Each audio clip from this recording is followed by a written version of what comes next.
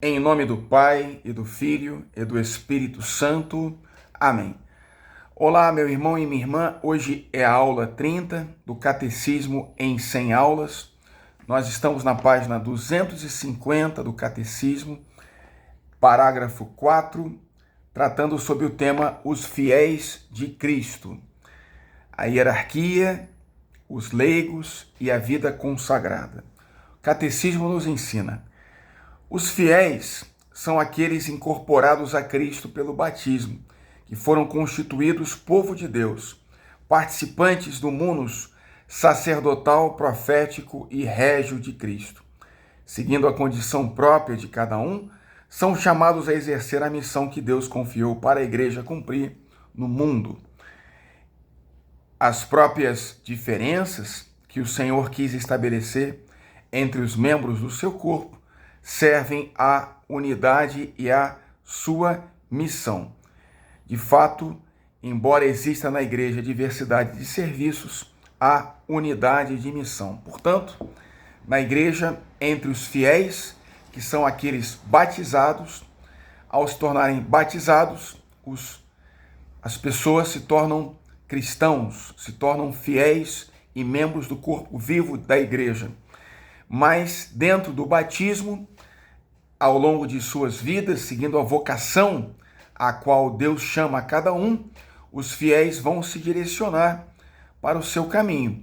Alguns vão entrar na hierarquia da igreja, ou seja, vão se consagrar através do sacramento da ordem, que existe em 3 graus: o diaconato, o presbiterato e o episcopado. Ou então essas pessoas serão leigas, são aqueles que não participam da hierarquia, mas são batizados e cumprem a sua função de santificação no meio do mundo. E há também aqueles leigos, e há também aqueles que recebem o sacramento da ordem, que se consagram a Deus de forma especial, através da vida consagrada, da vida religiosa, professando os votos de obediência, pobreza e de castidade. Esses são aqueles que entram nas ordens religiosas, franciscanos, beneditinos, salesianos e tantos outros institutos, ordens religiosas que existem na Igreja Católica. Portanto, o Catecismo vai nos explicar, em primeiro lugar, sobre a hierarquia, sobre o colégio episcopal, sobre o Papa e sobre os padres e diáconos, que são os auxiliadores dos sucessores dos apóstolos. Diz o Catecismo: Cristo, ao instituir os 12, os instituiu como colegiado ou grupo estável, ao qual prepôs Pedro, escolhido entre eles. Assim, por disposição do Senhor, São Pedro e os outros apóstolos constituem um único colégio apostólico. De modo semelhante, o Romano Pontífice, o Papa, sucessor de Pedro, e os bispos, sucessores dos apóstolos, estão unidos entre si. O Papa, bispo de Roma, sucessor de Pedro, é o perpétuo e visível princípio e fundamento da unidade, quer dos bispos, quer da multidão dos fiéis.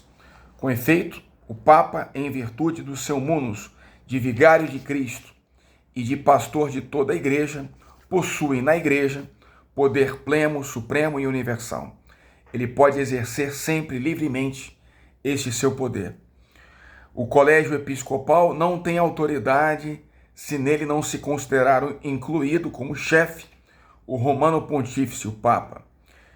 Como tal, esse colégio dos bispos, também ele é detentor do poder supremo e pleno sobre toda a igreja. Todavia, esse poder não pode ser exercido senão com o consentimento do Papa.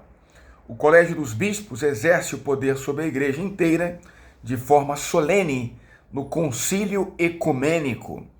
Não pode haver concílio ecumênico como tal que não seja aprovado ou ao menos reconhecido pelo sucessor de Pedro. Então o Papa exerce o seu poder, a sua autoridade livremente na igreja, o seu mundo pastoral, e os bispos, como colegiado, também o exercem em união com o Papa, de forma particular na convocação e no exercício que acontece nos concílios ecumênicos, como foi o último, o Concílio Ecumênico Vaticano II, convocado pelo Papa João XXIII e concluído pelo Papa Paulo VI. Vaticano II, que atualizou o ensinamento da Igreja para os dias atuais.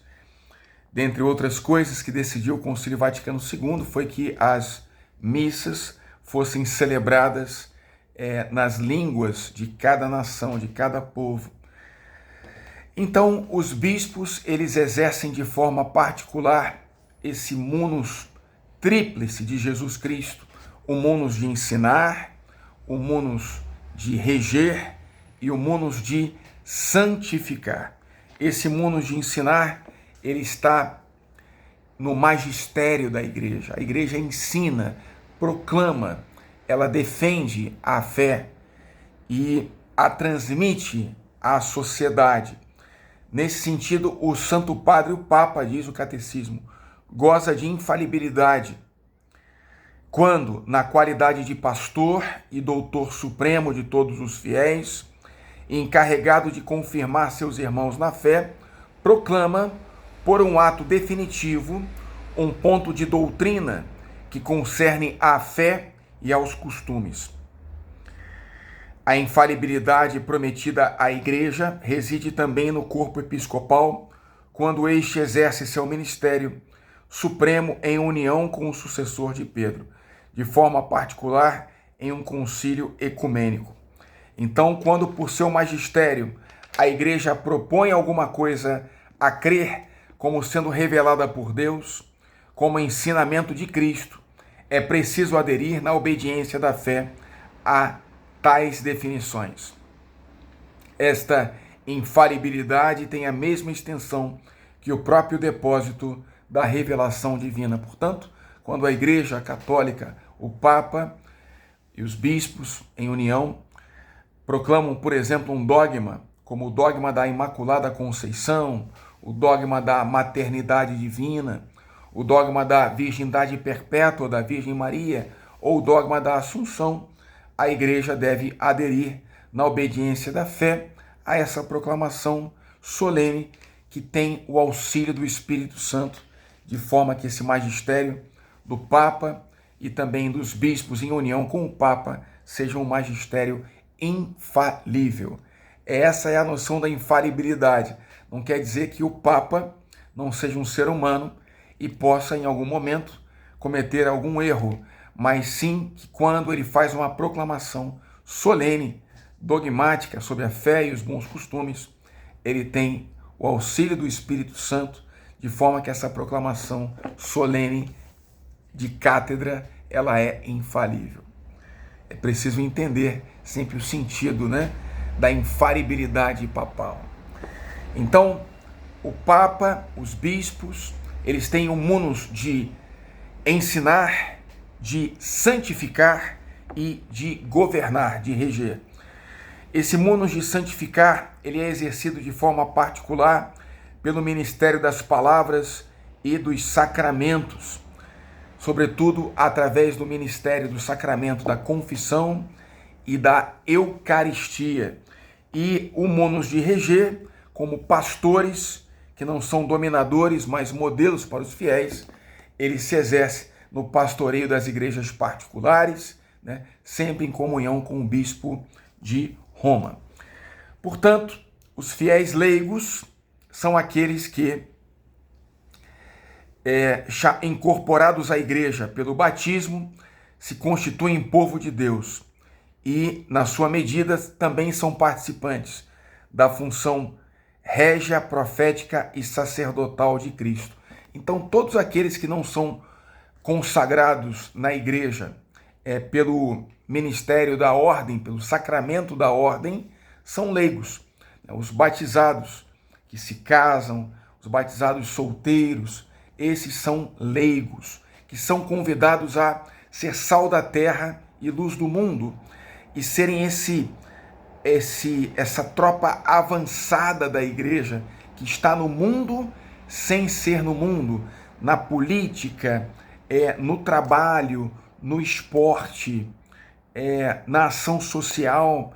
Tudo isso são os leigos que têm essa função de testemunhar Jesus e de ser igreja no mundo. Muitas pessoas falam, mas a igreja não fala contra o aborto, a igreja não está presente na política, a igreja não está presente na ecologia, mas quem é a igreja?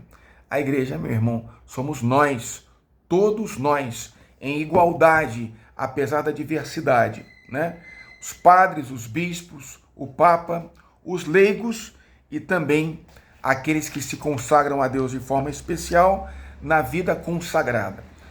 Então vamos compreender isso. Um padre, ele pode ser também um religioso, no sentido de que ele se consagra a Deus pelos votos evangélicos de pobreza, obediência e castidade dentro de uma ordem religiosa. Então, um franciscano, né, um padre, um bispo, né, bispo também pode ser oriundo de uma ordem religiosa. Então, a hierarquia também pode fazer parte da vida consagrada. E os leigos também podem fazer parte da vida consagrada. Ou seja, as freiras, né? Um leigo pode se tornar um irmão, um frade, e não ser sacerdote. E nesse sentido, ele faz uma consagração especial do seu batismo nos votos evangélicos de pobreza, obediência e castidade. Um padre, ele assume na Igreja Latina o celibato sacerdotal, que é também um voto de castidade. Ele deve obediência ao bispo, mas ele não faz voto de pobreza. Aquilo que um padre diocesano ele pertence a si mesmo, embora ele seja convidado a ter uma vida desapegada e buscar guardar tesouros no reino dos céus.